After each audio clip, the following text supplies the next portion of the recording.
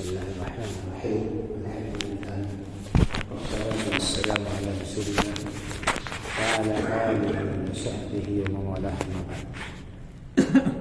محترم حضرات، ہماری زندگی کا ایک قیمتی سال گزر گیا اور آج سے ایک نئے سال کا آغاز ہو چکا.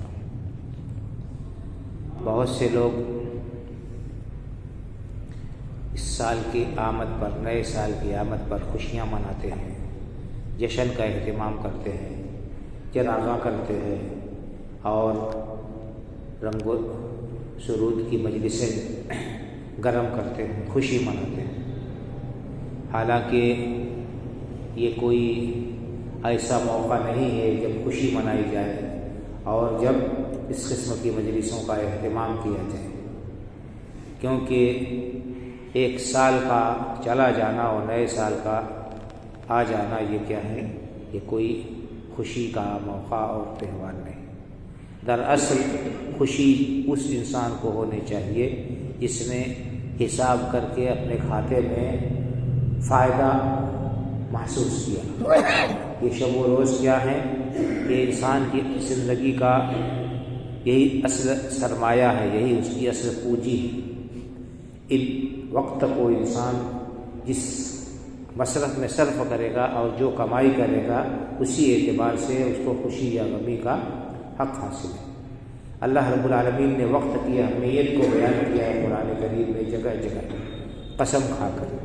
کبھی صبح کی قسم کھائی، کبھی شام کی قسم کھائی، کبھی دن کی قسم کھائی، کبھی رات کی قسم کھائی، کبھی عصر یعنی زمانے کی قسم کھائی. والعصر ان الانسان لفی خسر، سورہ سب کو یاد ہوگی.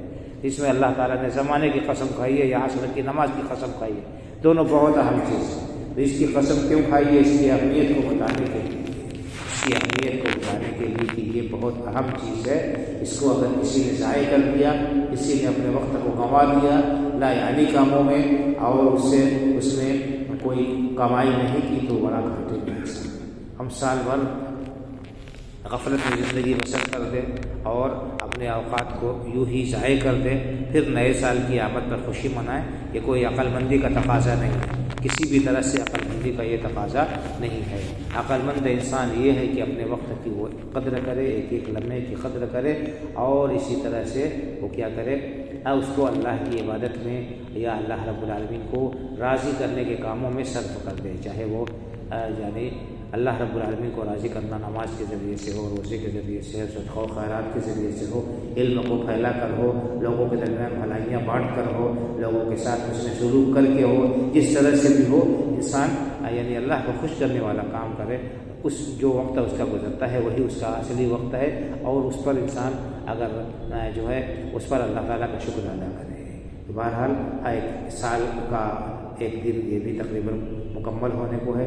ہم دیکھیں کہ آج ہم نے فجر کی نماز کس نے جماعت کے ساتھ ادا کی. ہم خوشی منا رہے ہیں نئے سال کی آمد پر اور پہلے ہی دن اور پہلا ہی فریضہ ہم نے ضائع کر دیا اور نمازیں ہم نے قضا کر دی تو ہمیں خوشی منانے کا کوئی حق نہیں ہے. خوشی منانے کا حق نئے سال کی آمد پر یا نیا سال ملنے پر یا زندگی پر ملنے پر اس کو ہے جو اپنے زندگی کو، اپنے اوقات کو اللہ کی عبادت اور اطاعت میں، اس کے فرائض کی ادائیگی میں اور اس کی ممانعات اور منہیات سے بچنے میں بسر کرتا ہے.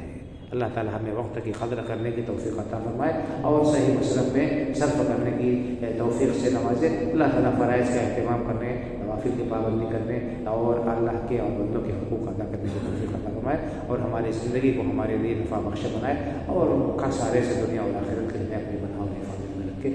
آمین. وآخر دعوانا الحمد للہ رب العالمین وصلی اللہ علی نبینا محمد وعلی آلہ وصحبہ اجمعین. السلام علیکم.